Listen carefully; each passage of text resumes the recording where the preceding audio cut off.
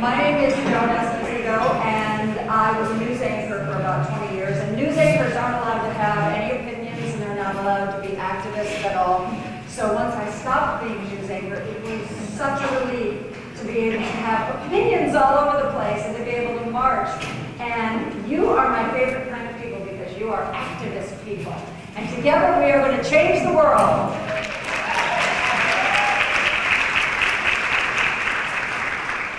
My job tonight is going to be to introduce the speakers and try to keep us in time. Hopefully by 8 o'clock we'll be wrapping up with the speakers portion, and you'll have another hour to network because this is clearly a networking crowd. So let's get started.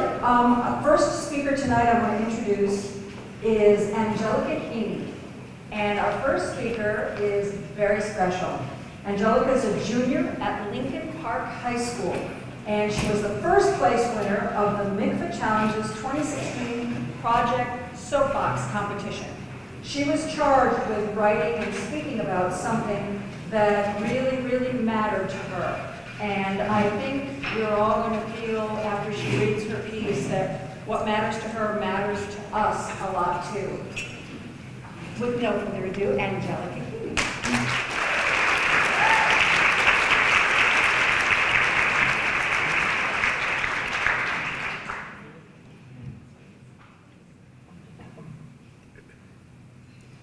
They wanted to remind me of where I come from, as if the slope of my nose, curve of my lips, and kink in my curls failed to remind me of my roots that are ever so conditioned.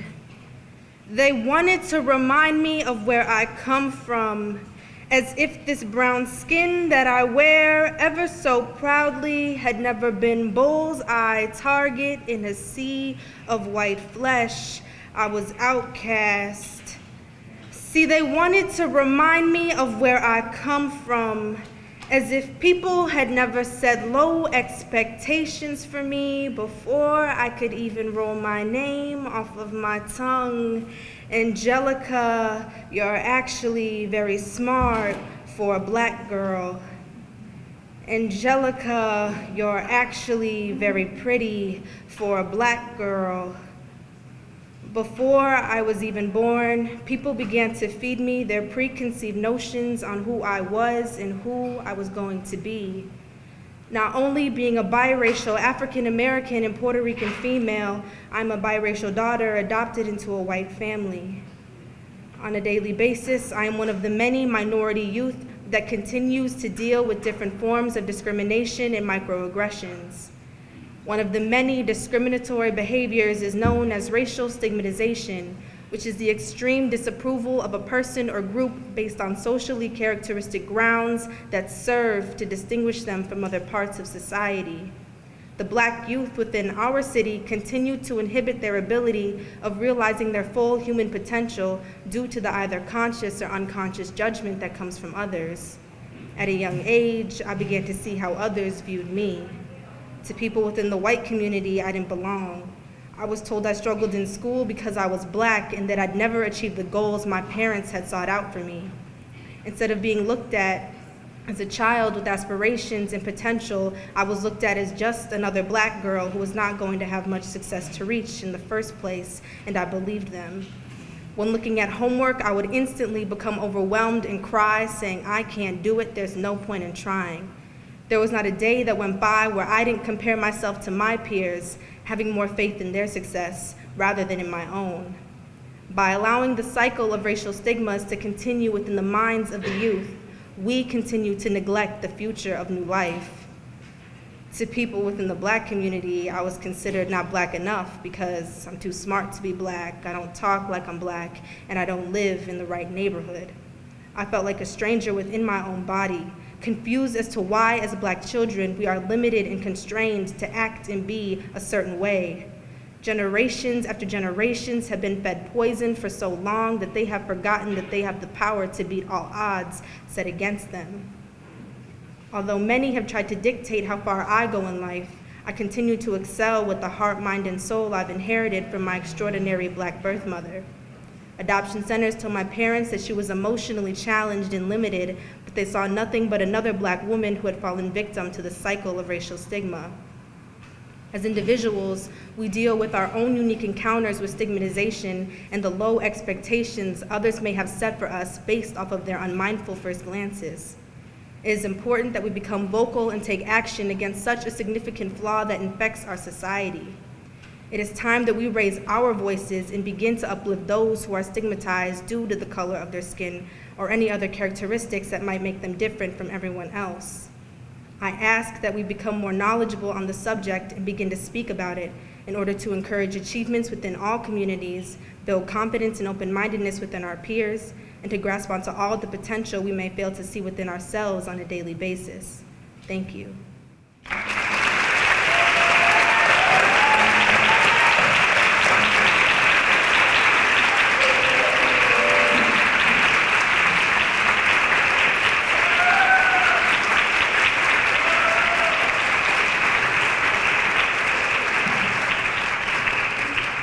Achievements within all communities. We know why we're here tonight, don't we? Okay, this is the way the evening's going to work. We have 3 more speakers. Each speaker will talk for about 15 minutes, and then there's going to be a breakout session where each of you, each of the groups at the table, hopefully with a facilitator, will talk about the ideas that you just heard. Please take notes during that session because we want to see those notes and find out what you thought and what you came up with in your sessions. So let me introduce our second speaker, Jonathan Peck. Jonathan Peck is the Resource Development Coordinator for Alternatives, Inc. Before that, he was the President and CEO of the Tucson Urban League. He was Associate Director of the Southwest Youth Collaborative. Jonathan uses an empowerment and social justice approach to develop and implement projects, campaigns, initiatives, and services that improve the quality of life for children, youth, and families. Jonathan's also a strategic advisor to many groups and individuals and a seasoned trainer, coach, network weaver, facilitator, and movement builder. Jonathan has extensive experience in the global international arena, most notably working on the ground in Southern Africa and in Latin America. Well, we are certainly building a movement tonight. So let's get started with Jonathan Peck.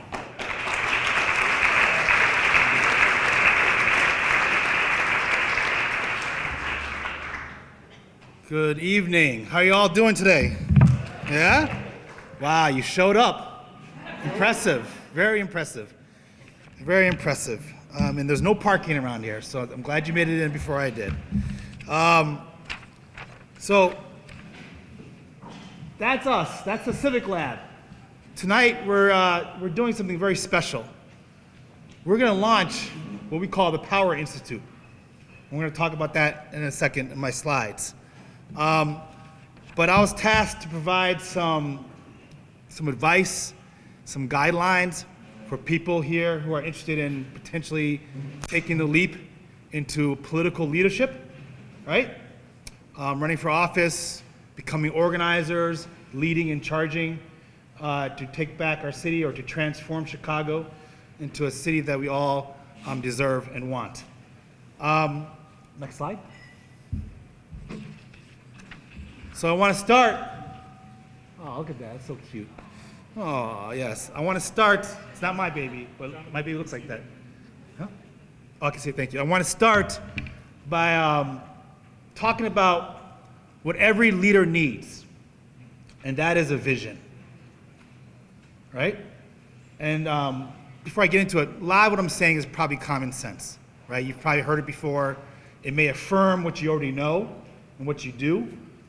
And it also helps to hear it again and over again. And you can't lead without vision, right? And if you're going to take this task of transforming Chicago, the people need to hear what your vision is for Chicago, right? This is part of that getting ready phase in the work that we do in organizing. It's about envisioning, building a very descriptive, mid to long-term statement that allows everybody, including yourself, to see what could be, right? How do we want to pass the city on to our children and our grandchildren, right? For me, I'm going to be honest with you tonight. I am personally at a crossroads in Chicago. I've been here for almost since 1994. And I'm married, have two beautiful boys, 4 and 6, Jonathan and Wesley. And every day I struggle now. I struggle with my vision of a prosperous city, a vision that I can pass this city on to them, a place where they won't face the trauma and the perils that we see here today. So I'm struggling. Is it possible? Is your vision possible? And so what we have now is a vision of scarcity, a vision of trauma, hopelessness. Parents like myself, we don't even have to say anything to each other. When I'm dropping off my kids or picking up my kids, we look at each other like, oh my God, is this really happening? The anxiety level is up, and people don't know what the future will hold. And that's a dangerous place to be in as a city. So we need all of you here to find your vision, share your vision, and build a collective vision together across the city. Next slide. What we're going to do is I want to do a quick check-in. We're going to check in about some civic skills, right? Because this is about running for office. It's about taking that leap, taking that risk, right? So I want to check in with all of you. I want to see how many of you have moved out of yourself towards others. That's the first step in building leadership and becoming a leader, right? So I want to just ask a few questions and just raise your hand if you can answer. You don't have to answer. How many of you have reached out to others and engaged in a meaningful political discussion? Outside of tonight. Tonight doesn't count. Before tonight. All right. Good. That's great. That's awesome. And I expected that. If you didn't raise your hand, I'd be very like, oh my God, what are we gonna do? How many people here have spoken up against an injustice at an event or at a place? Like, hey, that's not right. Not just videotaping the injustice with your phone, but actually stepping in and say, hold on a second, time out. Okay, less, but a good portion, okay? Who here has participated in some type of march or rally? Oh, you guys like to stand on your feet. Okay, vote with your feet. Anybody here pass out flyers, sign people up, make phone calls, pick people up, carpool, do that nitty-gritty stuff? Yeah, not that many. But you like to march and... Okay. So, that's a good segue. What are your civic skills?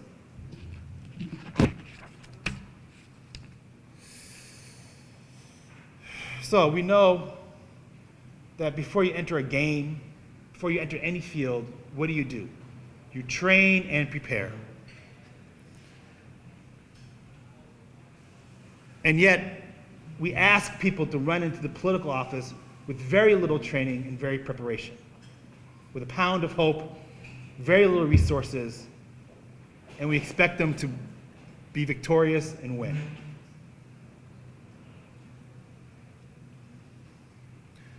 I submit to you tonight that we cannot do that.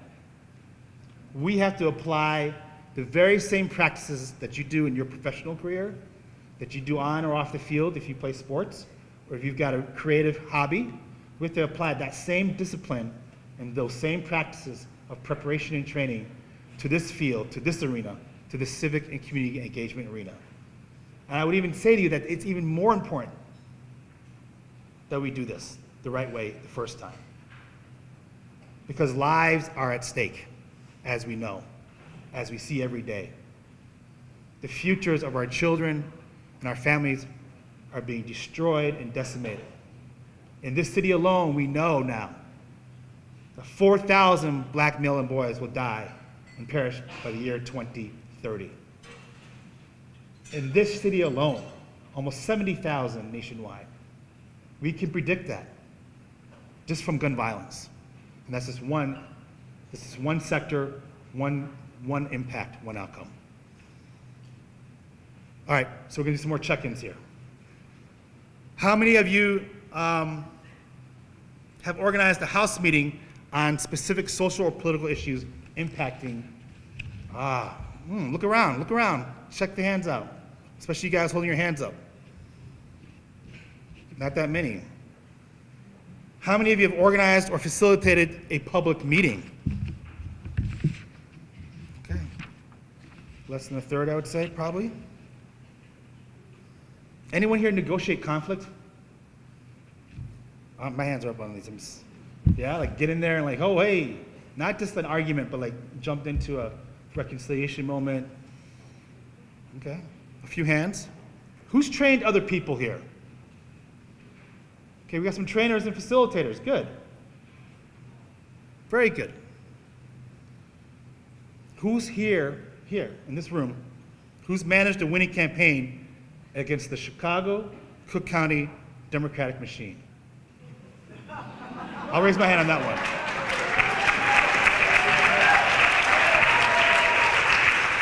One, two, three, four, five. 5 out of 250. Or 200, whatever the count is. Okay. Well, I guess you know what we need to do, right? We need to train up, right? We need to build our civic, our organizing, our commitment engagement muscles. We need to train hardcore. Now, I know this is clearly a very difficult assignment, as you saw through all the hands. They went up for the rallies, went down in certain areas of the work.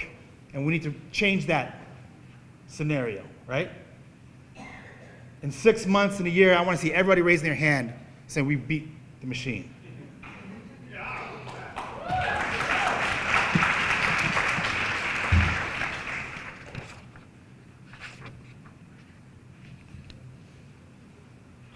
Next slide. This is about your knowledge. This is about building your capacity, your knowledge, skills, and abilities.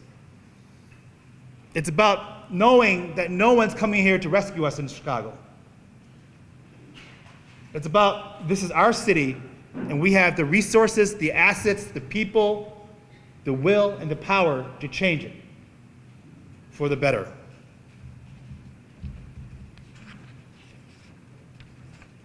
Kind of confused my slides, sorry. So, you can go next slide. To do this, we need new leaders with solid civic and organizing skills and a breathtaking, daring, but practical vision for Chicago that works for everyone.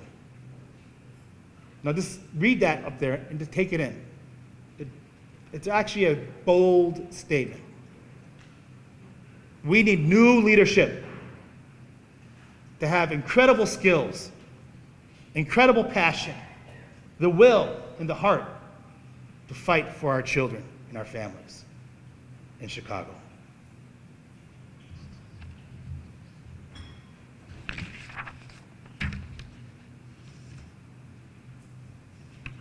We have a city that produces so much research, the cost of segregation, right? The costs of TIFs, the cost of the parking meters, the scandals, the corruption, the 1,700 convicted political officials alone, just here, nowhere else. We're at the top of the list. We're third in the country on the corruption index. DC is ahead of us, go figure. By slight margin, I'm sure. So you get it. I see you guys nodding, right? This is not an algorithm here. This is about building power. It's about each one teaching one. It's about building so that we can maintain our democracy through the tools that we've talked about, that you raised your hands on. It's about coalescing and building the partnerships and the alliances. But in order to do all that, we need to train you up and get you ready.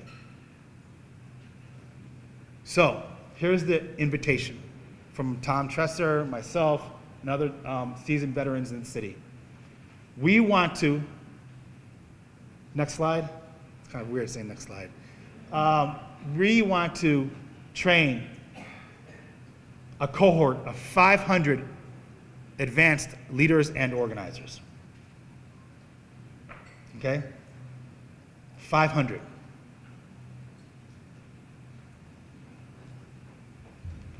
These people will be fully committed, fully entrenched in the battlefield of Chicago,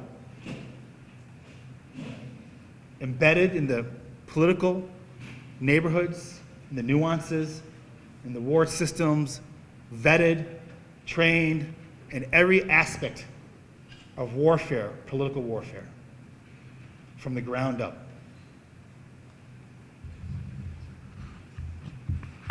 You will go through this Power Institute and you'll come out a powerful machine. You'll come out organized to win, engage, and resist.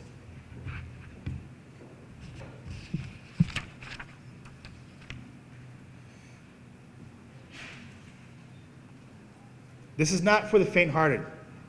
You know, they told me, come here and give you a great romantic speech about power to the people and let's get out there and take over. Well, that's not me. This is a serious battleground right now, and lives are being lost every day due to the mismanagement, the corruption, and the selfishness of certain individuals in the city. Okay? Now, we are a city of neighborhoods. We are. We're supposed to be indivisible as a city of neighborhoods, unseparated. And so that's up to us to make that happen. How many of you want to come out and get trained in organizing, how to run for office, how to build grassroots campaigns, how to effectively maintain coalitions and partnerships, how to build a movement that we can sustain in the midterm and long term of the city? And how do we transform our Chicago institutions, the mayor's office, the city council, the county board of commission, the board of ed, I'm sure there's 10 other boards out there, the park board, the library board, the walk your dog board, there's plenty of boards, right? And so this really is a call to action. It's a call to a different type of action. It's a call to commit yourself to the long haul, to a protracted struggle for change. And it starts with yourself. It starts with you coming to our table, signing up, joining us, getting trained and prepared to take on the most entrenched political machine probably in this country. So let's do it and let's get to work. Thank you.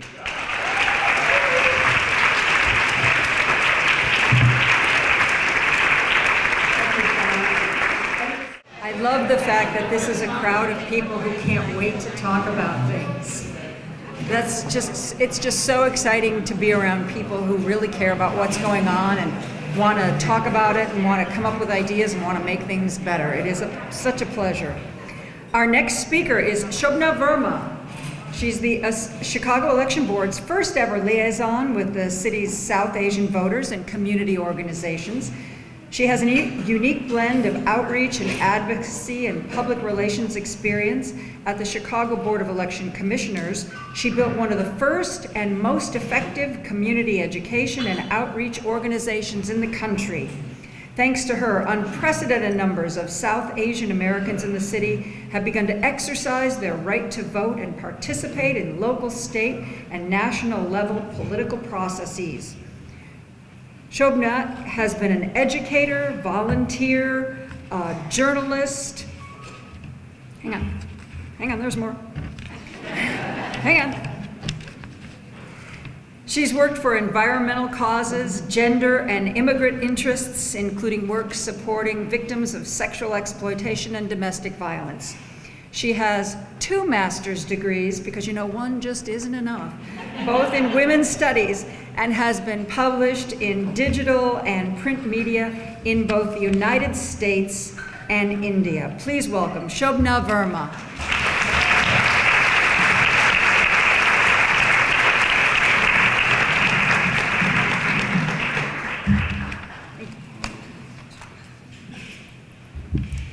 Thank you. Quite an introduction. Yeah, one master's wasn't enough, but I guess we're all students for life. That's how I see it. And thank you to everyone for taking the time to be here for this important discussion. Thank you to the amazing organizers and for their tireless efforts to bring us together today. Truly honored to be here to represent the Chicago Board of Election Commissioners. Clearly, we have come a long way since early 1900s, I guess. It's such a pleasure to witness the diversity and the energy in this room. I don't think I needed a degree in women's studies to be passionate about women's issues, but it's just so energizing and so exciting to see so many women here. We had some great conversations before the speakers started. So just a brief introduction about the Chicago Board of Elections. We oversee the largest election operations in the United States with approximately 1.6 million registered voters. That's how many we have in Chicago right now. And we have over 2,000 precincts around the city. Out of these 1.6 million registered voters, we have people from various ethnicities for whom English is a second language. So as we were speaking, or we were talking about voter suppression or disenfranchisement or the need for everybody to be involved in the electoral process, I think this is a great example. So part of what I do with the Board of Elections, I guess, could be seen as a positive story that things are being done because I see elections in a democracy as they're about rights. They're about equality. They're about representation of diversity. So I think those are enough reasons for all of us to be involved in this process, and not just as a voter ourselves, but also engaging our neighbors, our friends, our family members. And I've learned that working with immigrant communities, there are several reasons, several challenges facing the immigrant communities here in Chicago, which makes elections not top on their priority list. So they do have issues affecting them, but not necessarily to involve in the electoral process. So Section 203, if anybody has heard about this before, under the Federal Voting Rights Act, actually gives that hope and gives the communities that power. It dictates the election agencies to take care of the diverse community, and especially if they're minority language groups, that they have the resources to be able to be a part of this democracy or in the electoral process. So the South Asian community, based on the 2000 census report and the 2010 census report, actually grew the fastest if we look at all the other immigrant communities, and they grew by 55%. But has the electoral participation gone up by 55%? I don't think so. And this is 2010, and now this is 2017. So I'm really excited about the 2020 census report to see what we hear. So when I came on board in 2014, the idea was I come from the community, I understand the challenges facing this minority language group, and hopefully we will be able to assist the voters who do have English as not their primary language, and there are challenges, cultural and language barriers, that we could possibly work with the community, provide them the resources, and work together for equal participation. Chicago Board was already doing language access program for the Spanish community since the 70s, and in Chinese since early 2000s. And then Hindi was added after discussing that with a lot of representatives, nonprofit, media, or representatives from the community to provide language access to the Asian Indian or South Asian community in Hindi. So some of the efforts that go into it are, I believe, or I can maybe make that assumption here, most of us here speak English. But how many of us really understand the electoral process in terms of you walk into a polling place, see all these signs, you get handed over a ballot, and does it just happen very naturally? Does it, are we able to just go ahead and exercise our right to vote right away? Now think about someone whose first language is not English, or they don't know English at all. So some things that are in place is, at least in Chicago, we see in Spanish, Chinese, and Hindi, and partially in Polish and Korean, language assistance is provided by not only providing all the election materials in these different languages, which includes all the signs, posters, news releases, advertisements in ethnic media or mainstream media, working with community, a lot of outreach that goes into it. We also have ballots in these languages, paper ballots. We have ballots on the touch screen. If anybody has voted early or on election day, if you voted on a touch screen, the ballots are available in 4 different languages.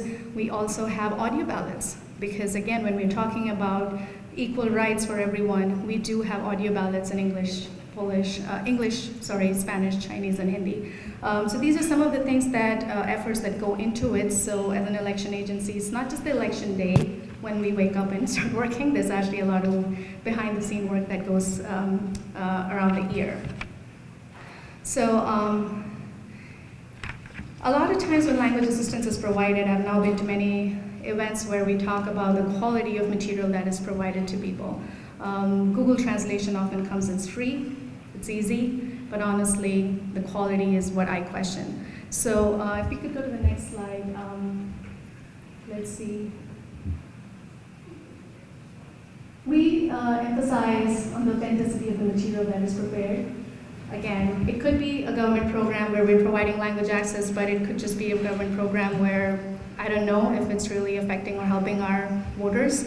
So what goes into it is a year-round outreach, voter education, engaging with community. We've talked about the grassroots efforts, organizing, which I think is the strength of so many of us around here. That's something we could do. We talk every election, things like voter intimidation comes up. But sometimes it could just be as simple as somebody who's just not comfortable in English could be taking a little longer in line just because this person needs a little longer to go through this ballot. And then you overhear or you hear from another voter or a fellow voter like, hey, you're slowing us all down. But what we don't realize is that could be this person's first time at a polling place. So I think that's why these conversations are important, that when we look around us, sometimes we don't see some of the barriers that really mean so much to someone. I've met people who've lived here 20, 25, 30 years and never voted once because that's just not a priority. They just don't think that they belong there, or they don't connect with their local leaders because of the language barrier. Or culturally, they could be coming from a country where democracy is not the way we have it here. So there's so many reasons, and I think that's why this is a great way to have this conversation, to not just know what is important for us, but also to know what's important for our fellow citizens. Next slide, please. So as a community liaison, it's very important that I understand the whole process, because that's the message I have to go out in the community and share with all our community members. So the whole operational side of it, we're very well informed, so we can answer all the questions, because when someone from an immigrant community sees a person that looks or sounds like them in a government office, honestly, I get calls for questions related to immigration, health, schools, because that's one government office number they have for me. And sometimes it's important for me to okay, I can help you, maybe I can connect you with someone who could help you. I don't always have the answers. But that's where some of these immigrant communities are sometimes, because they've really not seen that representation. Sometimes people just call because they want to hear someone speak their language in a government office. And so oh, I've lived here 20, 30 years, never called a government office and heard Hindi, or a language I'm comfortable in. Or I received this letter in the mail for early voting, or a place where I can go and register or update my registration. And it said if you need assistance in this particular language, even though I'm okay with English, I just wanted to call and talk to someone in my language so I can confirm that if I understand it correctly. So these are the little things, that's what makes it all worth it. Next slide, please. So an example of what I said, we have all our election materials in multiple languages. We also have sample ballots. available in all these different languages. So a lot of community outreach work that we do, we always make sure that we take samples of these so that people know the resources, how they can go to the election board website. They can actually type their address. They can pull out exactly what the ballot is going to look like on election day, so they can do their homework. Some of the feedback I receive from immigrant communities or communities in general, it's, it could be, we were just having that discussion at our table that, why do we not know what our issues are in our community, or why do we not engage, or, and it's because sometimes we just don't take the time. A lot of people, especially in the immigrant community, are still so deep-rooted in their communities back home. They know exactly what's happening in an election in India or Pakistan or Nepal or wherever they come from, not necessarily what's happening. Oh, there's an election coming up here in my own neighborhood. Oh, we're about to elect an alderman. So those are the conversations. I think that's why this level or this degree of engagement is important, because then we can share with them like how it's important to not only register. If you move, you need to update your registration. Or this is what your ballot is going to look like. These are the candidates who are going to be on the ballot. So sometimes it's, it's not just a candidate's responsibility, because some candidates obviously have to make that special effort to connect with their constituents, but also as an election agency, we try to do our best so that communities are informed in a nonpartisan way so they can make the best choices. Next slide, please. We do have, I already mentioned about the quality of material that is prepared, because Google Translation actually sometimes does more harm than helps. So we have a lot of in-house authentic translation. If we don't have the resource, we'll definitely hire someone, or a glossary that has been approved through the Election Assistance Commission, or to make sure that we're giving out the right information, because ballot initiatives are very important for voters. That's one way I've figured out after being with the board for over 3 years, that sometimes if they're not very interested in a candidate, they might be interested in some of the ballot initiatives. That gets people excited. Like, do we care about a bike path in our neighborhood? Do we care about what's happening with CPS funding? Do we care about equal pay? So sometimes those are, interesting areas to start that conversation, and then slowly get to where do these candidates stand? What are their ideas? What are their perspectives on this? So do they understand my concerns? Next slide, please. So we do have a website. Also, again, I'm sharing this because a lot of this information could be new for you, or some of you might know, but it's just helpful to get it out there. Our website is actually very user-friendly. A person does not have to know English if they are fluent in Polish, Spanish, Chinese, and Hindi, because the website actually is a carbon copy. All these pages, all the information is available in all 5 languages, and this is updated before every election.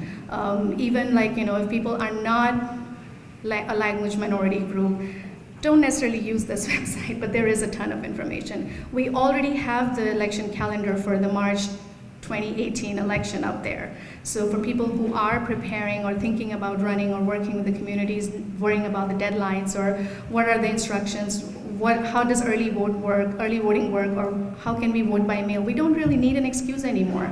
Why do we have to wait till the election day to go out and stand in long lines and vote? Because we do have several weeks of early voting before the election. There's online voter registration. We can update our registration, any change in name or address update, that can be done online. So working with community, college students, I think it's a very important and helpful tool. We live in Illinois, we live in Chicago. We have made some, we've moved forward in several areas. So these are some of the pieces of information that I think are very important, especially as a voter and as a candidate. Next page, please. We already talked about translation, so let's move on to the next slide. Again, to the next one. I mentioned Election Assistance Commission. We can move on to the next one. Working with community groups. This is a great platform. These are the opportunities we always look for, because working with not only just obviously it's very important to work with the voters, with our community members, but also partnering with a lot of community organizations. On the Table is a great way. We get to engage with community groups, sometimes 2 or 3 a day. We love that. But then it's an ongoing process. I'll show you some more examples of our year-round outreach. Let's move on to the next slide, please. These are some of the ways we've reached out to the community. Believe it or not, in the immigrant community, I've had to take the voting machine to have a demonstration so that people can actually come out and vote. This little voting machine, we may not find it as intimidating sometimes as it could be for some of the people. They're afraid of, or just nervous or hesitant for whatever reason, to vote on election day because I may not do it right, or somebody like me may not be there to help me. We do have bilingual poll workers now in several precincts around Chicago. Depending on the population, they've been identified based on the community demographics. And then taking the voting machine is a very helpful tool because you go to a community center, you bring all the voters there, find the best time, encourage them to go early vote because they can go with their family, their friends. You can't really break this machine. I've had instances where people have been sitting like 4 feet away from me because they're just not like, I don't want to deal with that machine. But I'm like, if you don't deal with this machine, then how do you take care of your hesitation from voting on election day? Because this is a great tool to go early vote. In Chicago, early voting happens on this machine, and then you have all the ballots in different languages. So these are some of the ways we've spent time in the community, educating them, showing them all the signs and what the posters are going to look like, what the instructions are, what kinds of voter IDs we need. We talk about voter suppression, but here in Chicago, we really don't need an ID to vote. There's only certain instances on election day. If we're trying to update our address or any change in name or updating our information, that's when we are required to provide an ID. Next slide, please. Voter registration, that's another thing, a lot of community events where we've been able to register people. This little picture in the right corner is one of my favorites because I've now been able to invite some of our local leadership to have small voter education events with our community members so they get to see who their actual alderman is. Of course, it takes a lot of organizing. The organizers will feel the pain, what it is, and all of us here. But I think that's working out pretty well because then our local leaders get a chance to interact with a very diverse community because some of the wards in Chicago on the north side, if the voters don't show up at the polls and the leaders don't see them, when are we interacting with each other? When are we going to get over that hesitation and be a part of this process? Because these are important. So that's one of the pictures where we've now tried to do it before every election, get the local leadership and just have them talk to the community members in terms of why it's important to vote. Next slide, please. These are again identifying some of the leaders in the community, recognizing them from the board. Next slide, please. Korean is also a language that, just because we have a huge Polish community and a huge Korean community in Chicago, we do provide limited language access in these languages. They're not required by law, but we still, because we want to work with the communities and we know we're very diverse and there are several people from these communities who could use some assistance in their languages. So this is actually when we decided to provide some sample ballots in Korean. So that's one of them.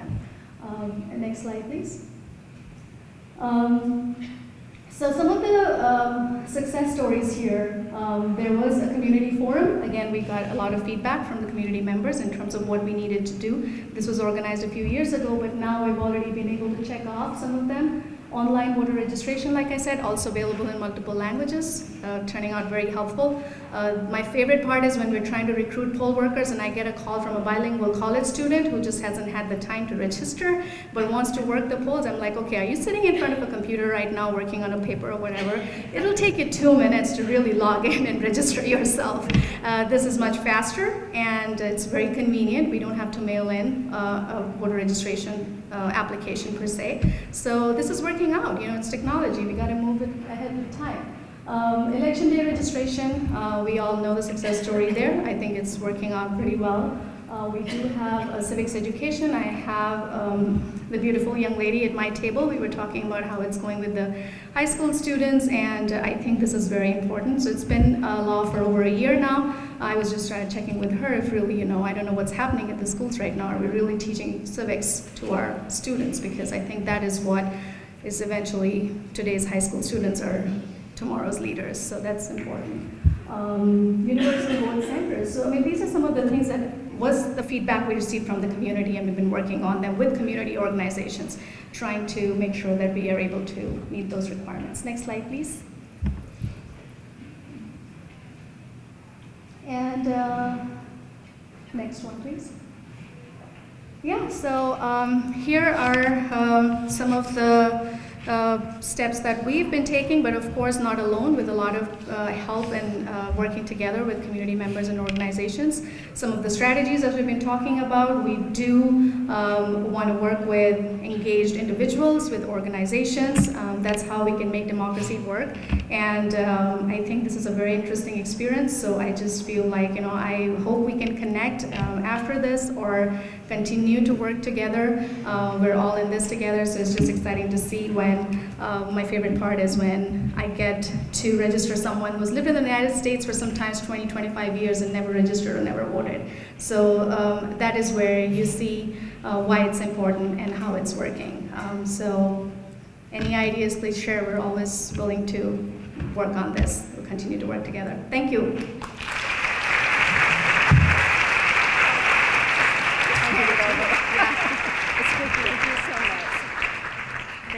Thank you so much. Our next speaker, we're going to do a breakout session after her. Rebecca Sive is our next speaker. She is widely respected and honored. She's a civic leader. She's an activist for women's equality, and she's written a book that I hope, if you don't have it, you will get it tonight. It's called Every Day is Election Day, A Woman's Guide to Winning Any Office, from the PTA to the White House. I think it's must reading for tonight. Publishers Weekly reviewed it and said it provides a clear and persuasive roadmap for female political success. Not to exclude the gentleman in the room, sorry.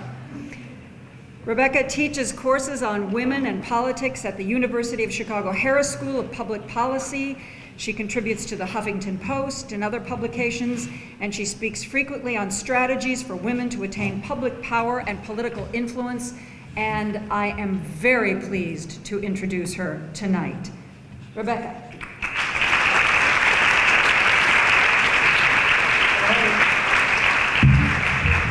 So, as any good organizer would do, Julia just ran up to me and said, I need to plug the hashtag. So, it is, Julia, We Run Ill. We Run Ill. So for those of you who are live tweeting or otherwise spreading the word about this marvelous gathering, I hope you'll follow the good organizers' directions. I want to start by saying how pleased I am to be here this evening. I was reflecting on the fact that it's been a lot of years for some of us in this room being active, being organizers, working hard on progressive causes. Some of you know just how many decades that's been for me, but it's really a treat to be able to be in a group like this one where there are people from very many neighborhoods throughout the city and of many different ages and interests. As Joan told you, my assignment was to talk about women and running for office, and of course, as you all know from your own experiences, and as I will try to elaborate a bit, I think that a lot of the lessons are uniform across the board for people who are progressive, for people who are social justice advocates. So I hope you'll think about what I have to say this evening in that context. Before I start, I really want to give a big thank you to Samina, who originally invited me here this evening, to Julia, Ebony, Maureen, the people I had contact with, and if you would join me in a round of applause.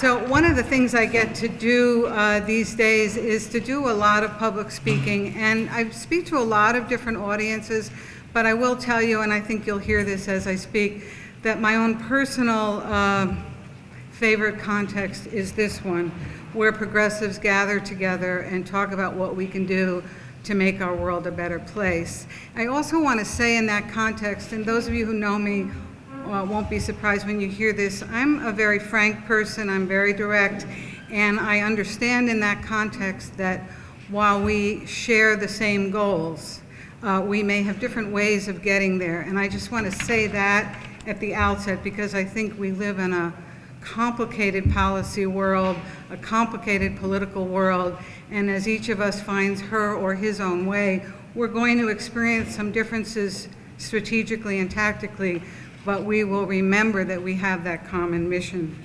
So my assignment was to talk with you about the threshold considerations for any person who wants to run for office.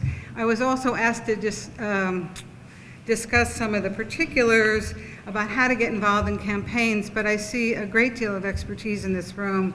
I'm also not sure there's time to do that. So I'm going to focus on these threshold matters and hope that as the discussion evolves this evening and later, that we can get into some of that, those other considerations. I want to tell you that the basis, I guess, for my being here is having written this book, Every Day is Election Day, A Woman's Guide to Winning Office. I want you to know that at your table or at your seat is a flyer. I went to my publisher and I said, it's the time in the life of our country where this book ought to be available at half price for individuals, if not better, and in a wonderful group price. You'll see the information about that on the flyer.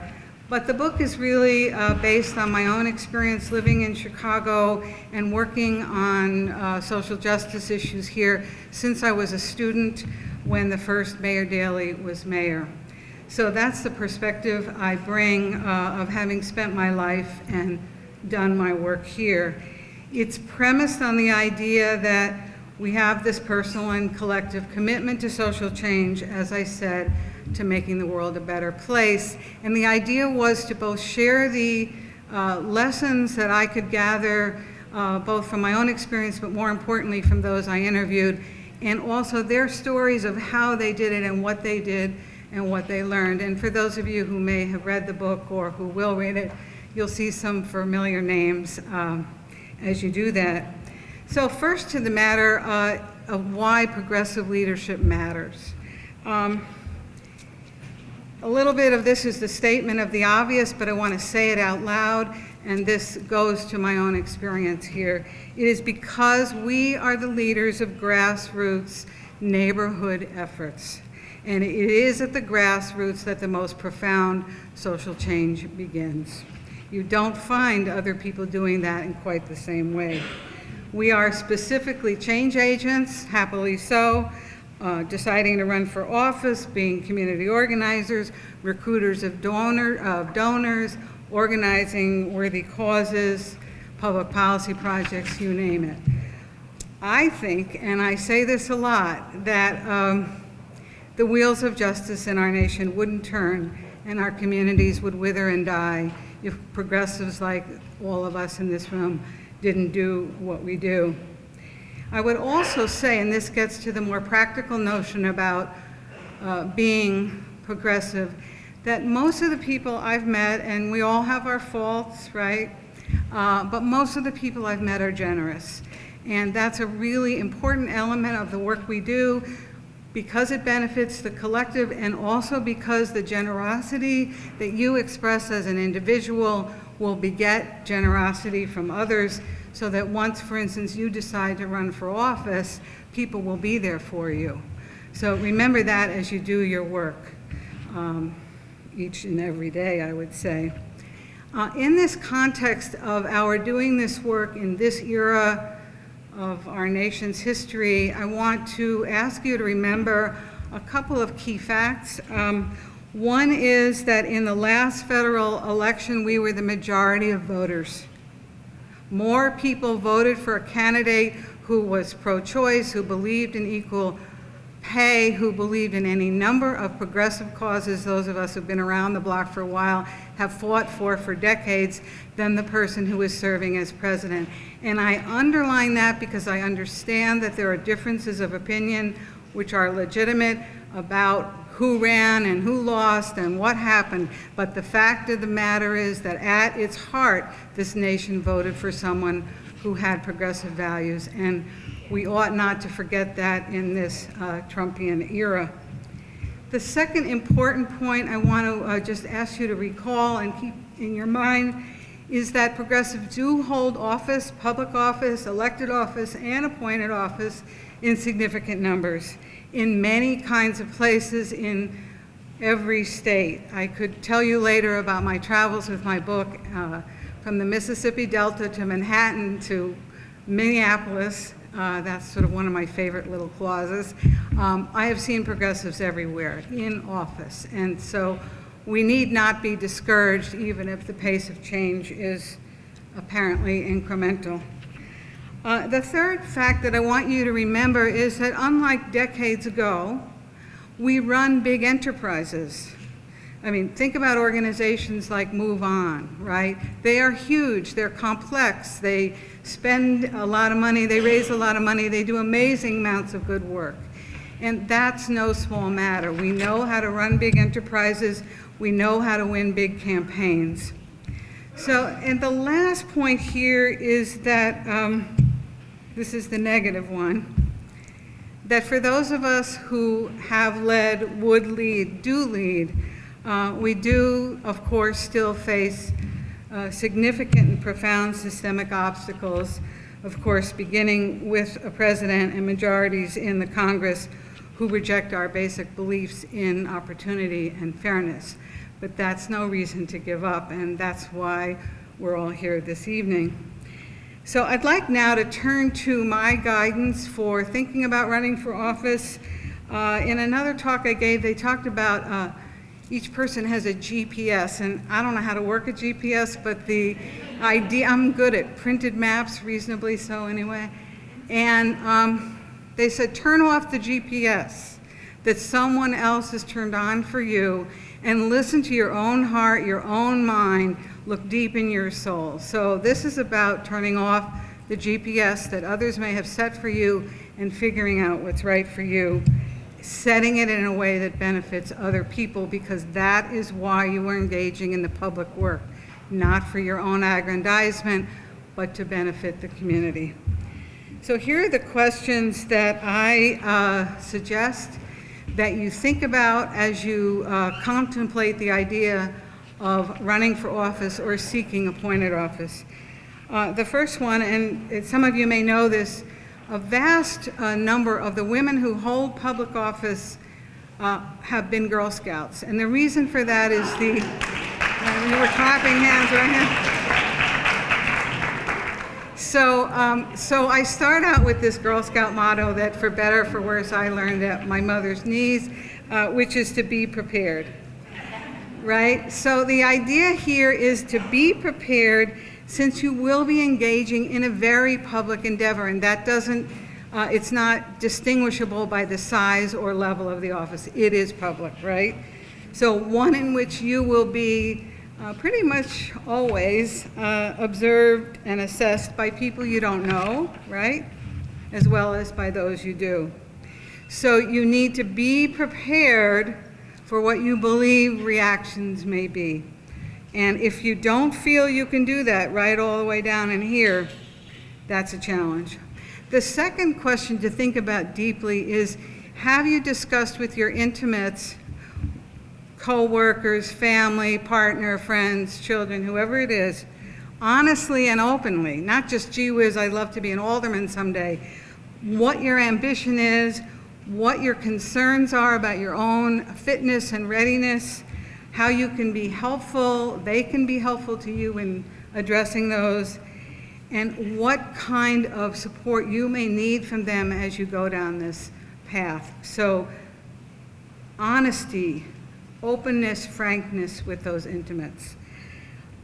The third sort of question to answer for yourself as you think about getting ready is to catalog for yourself what you can manage and what you can't or you don't want to. So for instance, by way of example, you may want to be appointed to some board And that sounds great, and you're going to be more visible, and you're going to be able to say, you know, what you think or what you believe. But have you thought about what to do if it goes south, you know, if you're criticized, right? So can you manage that? That's just one example of the kinds of personal qualities important to assess. And the key thing here, I want to say, is there's so many different ways to be a public advocate. One is running for office, another is appointed office. So the purpose here is not to dissuade anyone, but to come to an honest assessment, what's right for me, right? So now to the more practical, which is really thinking hard about what kinds of professional services you may need or expenses your leadership campaign and brand building process will require and how you're going to pay for it. And for those of us who work hard and weren't born with a silver spoon in our mouths, which is most of us, that's an issue. So you may want coaching, you may want a website, you may want to travel to conferences. How are you going to do that?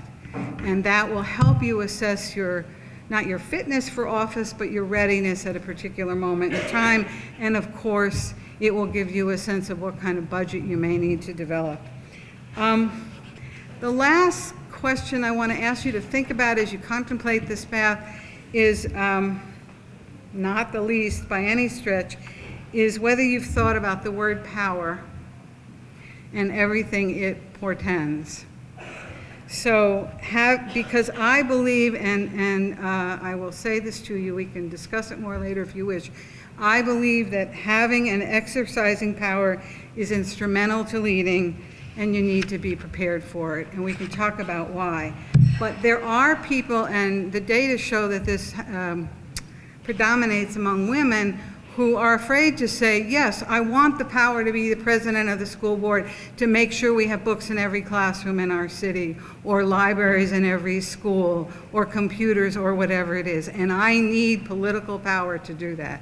People are sometimes uncomfortable with acknowledging that, saying that's what's requisite, as well as the substantive expertise.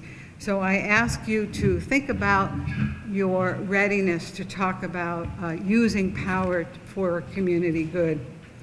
So now I want to move to the last part of my presentation. Am I okay on time? So here, when I was writing my book, I had a lot of different ideas about how to do it and how to structure the book, and I sort of wanted to capture at the front end what I thought were the sort of going-in principles.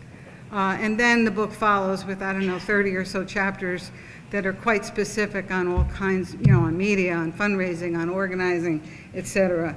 So I ended up calling it 6 Easy Rules for those of you who are old enough to remember 5 Easy Pieces. I have to confess that was kind of where I got it from. But in any event, here is what they are, in my view. If you want to be a winner, you have to, let me just say something at the outset here.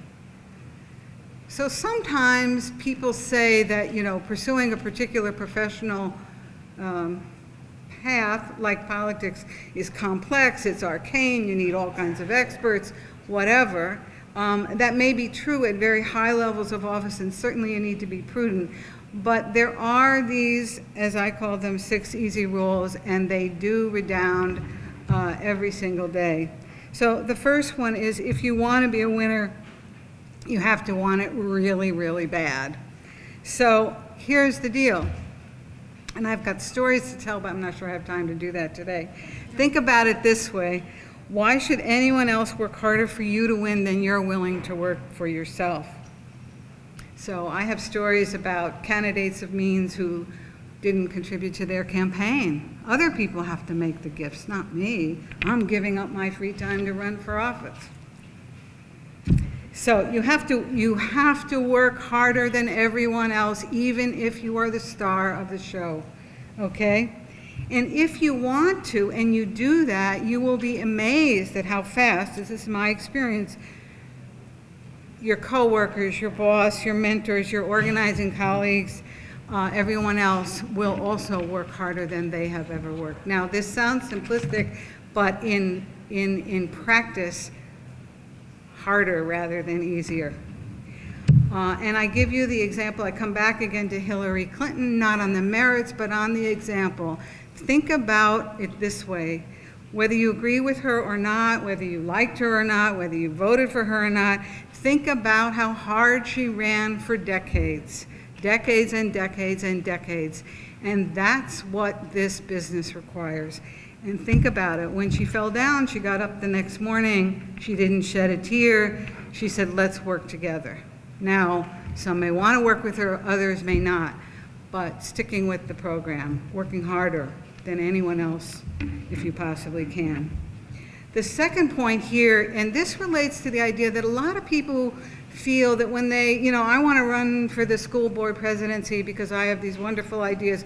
I'm on this mission from God, So, well, no one's on a mission from God, right? We are all just trying to do the best we can on the issues we know need work.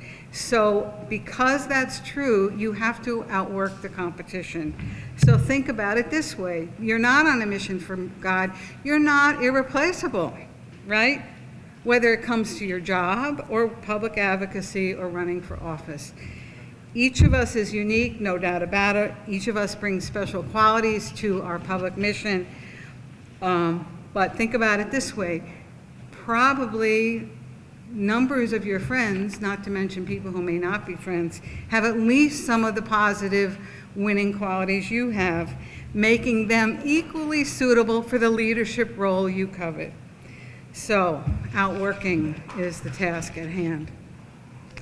Next, and this is really important, particularly for, I think for women candidates and people of color, at least in my experience of looking at data and studying campaigns, you will win the same way everyone else does. That is to say, you will win the same way that historically white men have, which is getting more votes than the next guy, right? There's nothing magical. There's nothing, particularly different. So, it's 50 plus 1, right?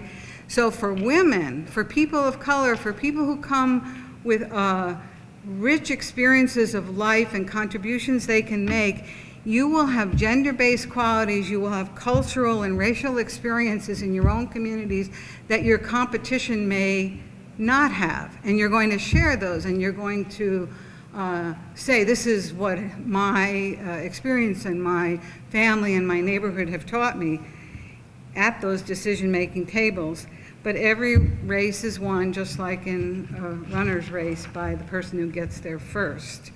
I've got some great stories I can tell you about this. My favorite is about one of my mentors, Harold Washington, but I'll hold that for later.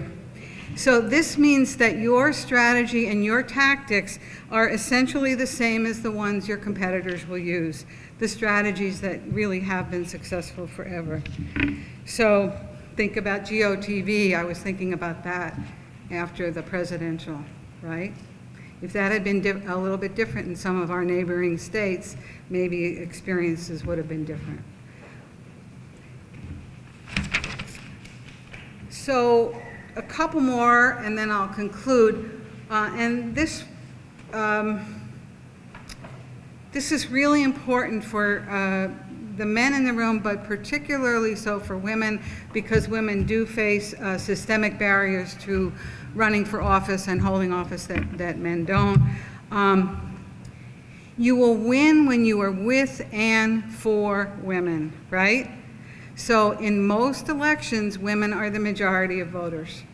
So what you want to do, and hopefully this comes from the heart, is advocate. You want to champion women, champion their needs, whether or not those needs are yours, right? So I'm not a mother, but if I were running for office, I would be talking about childcare, right? As a simple example.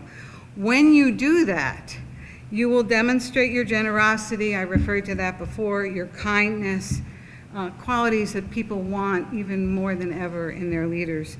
And you will also, as a candidate, demonstrate your smarts.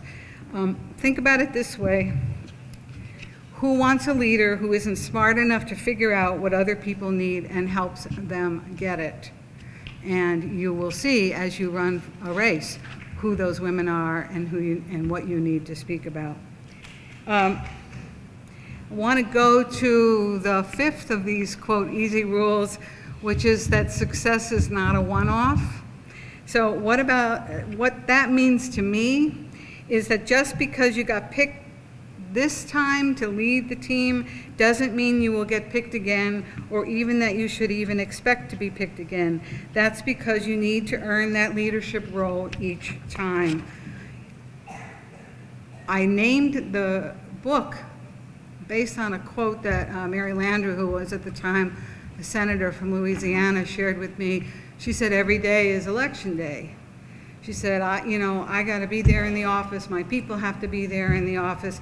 I have to earn potential future success every single day. Just because I've been elected to the Senate 3 times doesn't mean I'm going to get elected again.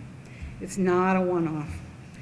The last point I want to make here to think about for you, those of you who are contemplating running, is that the process of leading, of holding office, and probably, Deborah Shore was here, and she certainly could talk about this with great knowledge from her vantage point at the Water Reclamation District. The process of leading will be different from the process of organizing and campaigning. And this is a hard truth, particularly, I think, for people who, for progressives, for people who have lofty values and big causes they're fighting for. Because what happens is this, that once you are in that political governmental leadership, you will learn things you couldn't and didn't know before. It just happens. Now, what may then happen, and this is my point, is that what you then learn will cause you to reconsider positions you took in your campaign. It may cause you to rethink the kinds of people you want to hire to work with you. It may cause you to enunciate a different policy agenda. And I say to you that if you look at some of our, and I won't name names here, if you look at some of our greatest progressive leaders in our time, they have all learned this lesson. They have all then done things with which some people disagreed, and some partisans of theirs said, gee whiz, you weren't true to your campaign. So I'm not saying here that the goal is to find a way to, run as a hustle. It is to say, to recognize that you will learn when you lead and have to adapt. I want to stop here and say thank you very much for the invitation. I'm happy to stay and talk for however long anyone wants to talk. I would now like to introduce the organizers of this evening and bring them up to the stage so they can finish out the program with some thank yous and some comments. And it has been my pleasure, certainly, to join you tonight. Julia, you want to start? Sure. Oh, Jen, you want to start? Julia. Okay. So.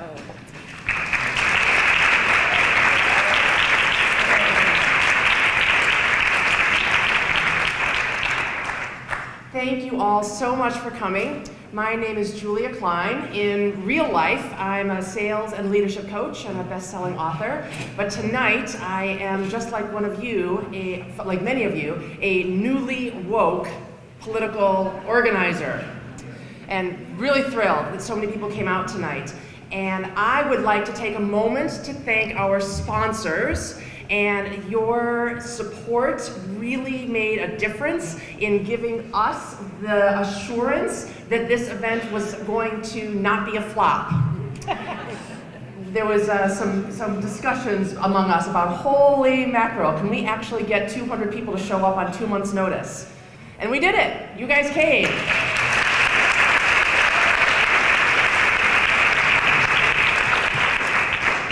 So just a moment to thank very much our sponsors. First and not at all least, Tom Tresser in the back of the room.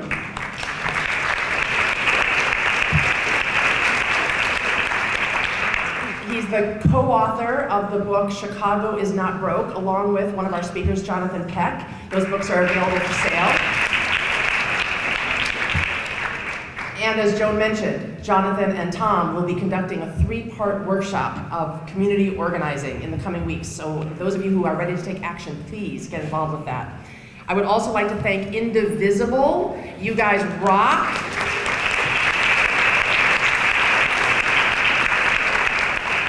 Could the members of Indivisible who are still here stand for a moment to be recognized? Steve, Chad, Josh, is Lauren still here?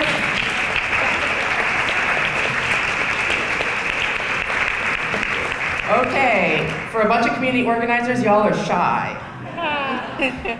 A great organization, lots to get involved with.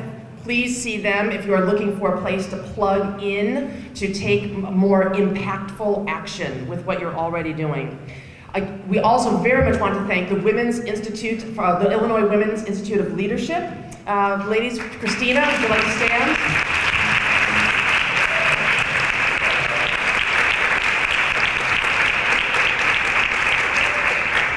They're doing wonderful work to help women run for office, as well as a number of other things. They've got some exciting events planned. Please see their booth in the back of the room. I think there's also a handout on the table.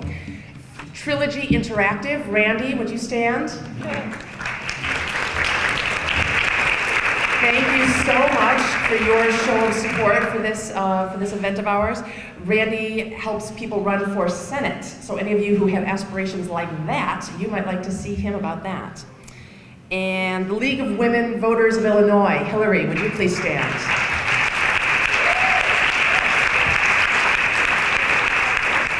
The League is doing fantastic work to help with voter registration and legislation, as well as some of the other organizations in the room that are doing those similar things.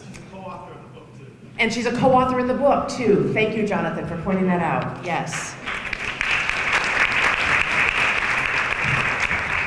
And Hillary and Maureen, who will be speaking in a moment, are at a booth in the other room. And Maureen's organization is the You Go Girl Chicago Huddle. And they are there to help you with voter registration and related issues. So.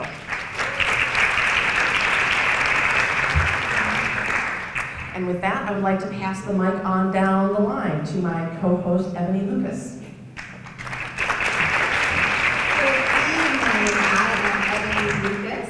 And I am a real estate attorney, and I live in the 4th Ward, and I recently ran for alderman of the 4th Ward. I would like for everyone who is either running for office or considering running for office to stand so that we know who we need to start standing behind and supporting.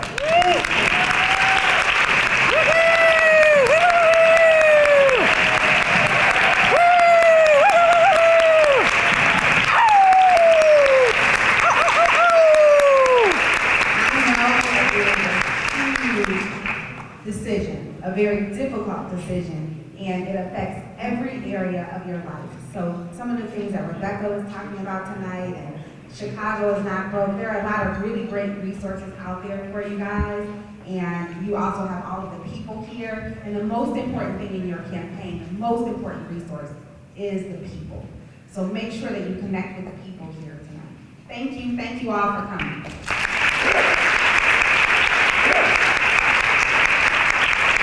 My name is Maureen Keene. I was running the social media campaign. Yow!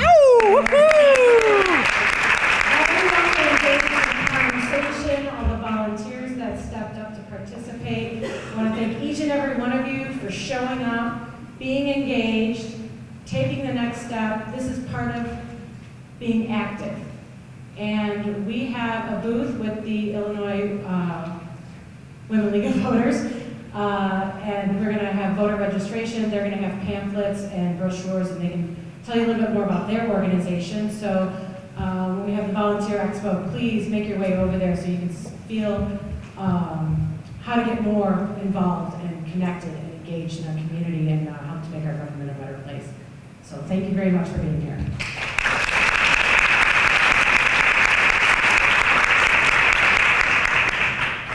Good evening. My name is Jen Morgan, and when I am not working on this committee, I am a medical intuitive and acupuncturist with a background in public access television.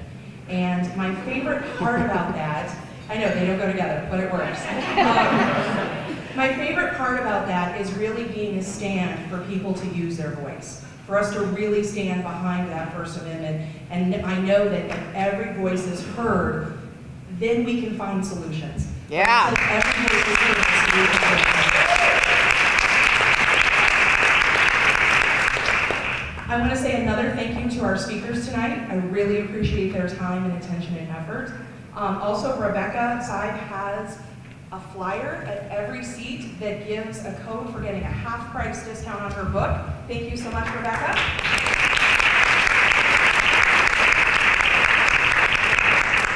And the Chicago Community Trust has set up a post-symposium survey. It's set up through the Institute for Policy and Civic Engagement at UIC. You should be getting a link to that via email in the next day or so. So please do that survey. One of the questions is, what are the creative ideas that came out of tonight? So we're really looking for where we can take those things and start to move them into action, get them going in the right place. That's what we were hoping, is that by coming together, we can start to get some creativity moving. So please look for that survey and take the time to do that so that we can continue on from here.